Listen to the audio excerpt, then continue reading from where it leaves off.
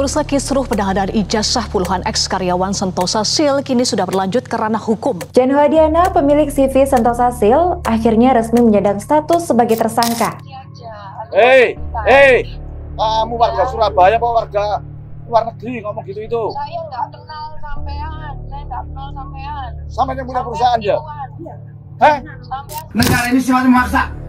Pak, saya kok dibentak-bentak sih? Bukan, Anda bohong tadi.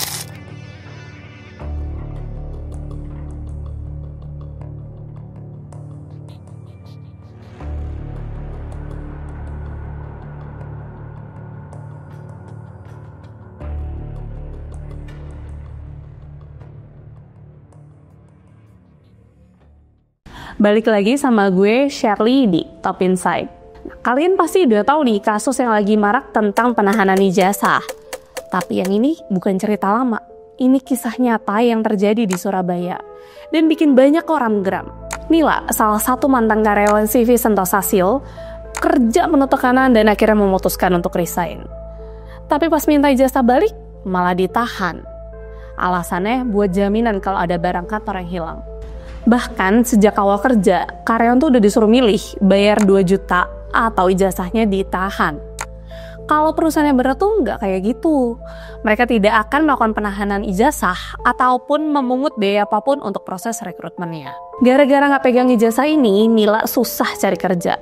Akhirnya dia ngadu ke Wakil Wali Kota Surabaya, Disnaker, dan juga Kementerian Ketenagakerjaan. Tapi dia nggak sendiri. Ada 31 mantan karyawan lainnya yang ikut melaporkannya ke polisi. Ternyata nggak soal tahan ijazah aja nih. Perusahaan ini juga punya kebijakan-kebijakan yang absurd banget. Pertama, gaji karyawan itu akan dipotong 10.000 kalau mereka sholat Jumat. Kedua, kalau mereka absen kerja, gajinya tuh dipotong sampai 2 kali lipat. Dan yang lebih parahnya, perusahaan itu nggak punya izin usaha yang lengkap. Di awal Mei 2025, polisi menggeledah dan menemukan 108 ijazah karyawan. Dengan bukti ini, pemiliknya Jan Huadiana dinyatakan sebagai tersangka. Di tempat berbeda, Ketua Bidang Ketenagakerjaan Bob Azam melarang keras soal penahanan ijazah ini. Jika tujuannya agar karyawan tidak mencari pekerjaan di tempat lain. Namun, ia menilai nih, kita harus melihat penahanan ijazah ini dari kasus per kasus. Karena seringkali penahanan ijazah ini dilakukan karena adanya pinjam-meminjam, di mana ijazah dijadikan pinjaman lantaran karyawan itu tidak punya jaminan lainnya. Nah, di tahun 2025 ini, Menteri Ketenagakerjaan mengeluarkan surat edaran tentang penahanan ijazah ataupun dokumen lainnya.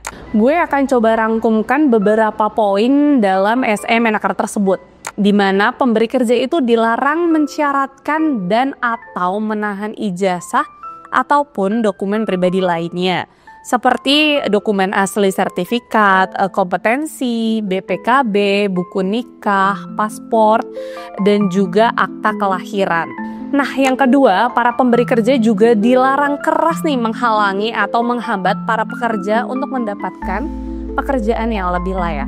Nah, dalam SE ini juga disebutkan ijazah ataupun sertifikat yang dapat ditahan oleh perusahaan, yaitu yang diperoleh melalui pendidikan atau pelatihan yang dibiayai oleh perusahaan itu sendiri, tentunya berdasarkan perjanjian kerja tertulis. Jadi gimana menurut kamu? Wajar nggak sih menahan ijazah kalau ada pinjaman ataupun pelatihan dari perusahaan? Atau ini justru nggak etis meski ada perjanjian?